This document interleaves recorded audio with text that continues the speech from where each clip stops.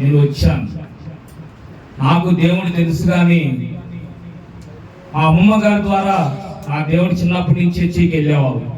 కానీ నేను ఎక్కువ దేవుళ్ళలోకి వచ్చింది ఎప్పుడంటే మా నాన్నగారికి చాలా దేయాలు పట్టి ఎంతో ఇబ్బంది పడ్డారు. అప్పుడు ఎన్ని హాస్పిటల్ తీసుకెళ్ళినా చాతపడి శక్తులు చేసి ఉన్నారు. ఆ చాతపడి శక్తులు చేయడం వల్ల మా నాన్నగారు చాలా ఇబ్బందులు ఇరుకులతో పట్టి ఉన్నాం. మాకు తెలియని వయసు, ఎన్నో హాస్పిటల్ తిప్పాం, అయినప్పటికీ ఎక్కడా తగ్గలేదు. అప్పుడు అమ్మమ్మ గారి ద్వారా మేము ఒక చర్చిలోకి వెళ్ళాం. అప్పుడు మా నాన్నగారికి స్వస్థత వచ్చింది. దేవునికి వందనాలు. ఎంతో గొప్ప కార్యాలు మా పట్ల దేవుడు ఎన్నో చేశాడు. అప్పుడు నేను చర్చికి వెళ్ళడం మొదలుపెట్టాను. దేవుడు అంటే విశ్వాసంతో ముందుకు నడుస్తూ సాగిపోయాను.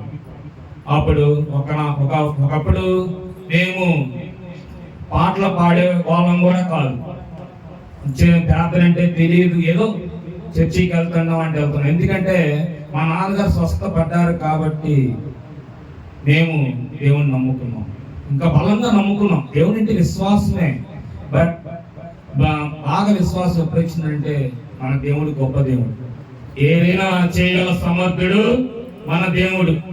అప్పుడు మా బ్రదర్ సురేంద్ర పాల్ గారు నాకు ఎలా పరిచయం అంటే జిమ్లో పరిచయం.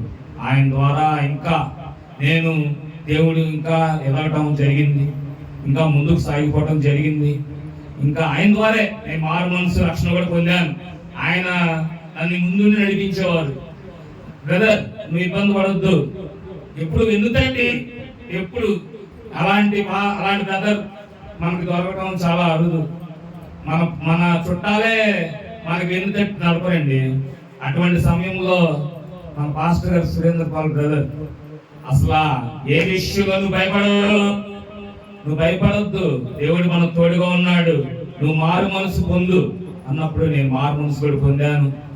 అప్పుడు చాలా చోట్ల మేము ఇంకా ఎన్నో ఇబ్బందులు పడ్డాం, ఆర్థిక ఇబ్బందులు, ఎన్నో ఇబ్బందులు పడుచుండగా బ్రదర్ ప్రార్థన మా గురించి ఎంతో ప్రార్థన చేశారు. ఆ ప్రార్థన మమ్మల్ని కాపాడింది. ఇప్పుడు ఇలా నిలబడ్డానంటే బ్రదర్ మా కట్టు ఉన్నారు. ఇంకా మన సంఘాన్ని ఇంకా ఎంతో నడిపించాలని బ్రదర్ ఆశపడుతున్నారు. ఎన్నో కుటుంబాలు, ఎన్నో కార్యాలు ఆయన ద్వారా జరగబడ్డాయి. సురేంద్రబాబు బ్రదర్ గారు ఇంకా బాగా దేవుడు వాడుకోవాలని, అనేక రాష్ట్రాలు, అనేక దేశాలు ఆయన ద్వారా అనేక ఆత్మలు రక్షించబడాలని, అనేక కుటుంబాలు దీవించబడాలని బ్రదర్ అసలు ఆయన ఎంతో సున్నితమైన మనసు అండి, నిజం. అసలు మనకి భయము, బ్రదర్ నాకు ఇలా కొంచెం ఇబ్బందిగా ఉంది, చాలా భయం వేస్తుందంటే, ఎందుకు బ్రదర్ భయపడొద్దు అని అలా చెప్పేవాళ్ళు మన చుట్టాలు, మన అన్నదమ్ములు మన ఎవరు ఉండరండి. అటువంటి పాస్టర్ గారు మనం దొరకడం చాలా అరుదు. ఈ రోజుల్లో ప్రత్యేకంగా మన గురించి ప్రార్థన చేసేవాళ్ళు ఎవరున్నారు? ఎవరు తక్కువ, కొద్ది మంది. బట్ దేవుడు గుజరాత్ ప్రాంతంలో జే మినిస్ట్రీస్ ఈ సంఘాన్ని బ్రదర్ ద్వారా ఇంకా బాగా వాడబడుతున్నారు. ఇంకా అనేక ఆత్మలు రావాలి, రక్షించబడాలి. అలాగే విజయవాడలో కూడా బ్రదర్ స్టార్ట్ చేశారు. అది కూడా ఇంకా అభివృద్ధి పడాలని, ఇంకా ఎదగాలని, ఇంకా బ్రదర్ మన సహచరులుగా అందరూ ఉండాలండి. ఆయన చేస్తున్న సేవని ఇంకా విస్తరించాలంటే మనం కూడా ఆయనకి సహకారంగా ఉండాలి. ప్రతి ఒక్కళ్ళు ఆయన సహకరిస్తే కానీ ఆయన ముందు సేవ ముందుకు సాగదు. అటు విధంగా మనందరం కూడా చాలా జాగ్రత్తగా దేవుళ్ళు ఉండి, ఆయన ఎంతో సమస్తకర్త అండి. ఆయనకి సమస్తం సాధ్యమే, అంతేనా? దేవునికి సమస్తము సాధ్యమే. అటువంటి గొప్ప దేవుడు మనం నమ్ముకున్నాం. మనం కూడా ఎంతో శ్రేష్టం అండి. ఈ రోజు ఎలా ఉన్నాం చూడండి, ఈ రోజులో అవస్థలు ఎలా ఉన్నారు, ఎంత ఇబ్బందులు పడుతుంది.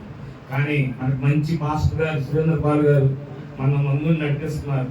ఆయన ఇంకా ఎన్నో సంఘాలు కట్టాలి, ఎంతో అభివృద్ధి పొందాలి. ఆయన ద్వారా ఇంకేనా ఆత్మలు రక్షించబడాలి. అనేక కుటుంబాలు దీవించబడాలి. ఎన్నో అర్పణాలండి బ్రదర్కి. బ్రదర్ ఎక్కడికి వెళ్ళినా సరే అక్కడ సక్సెస్. ప్రతి ఒక్క ఎంతో మంది పాస్టర్ ఎంతో చర్చి పిలిచి ఉన్నారు.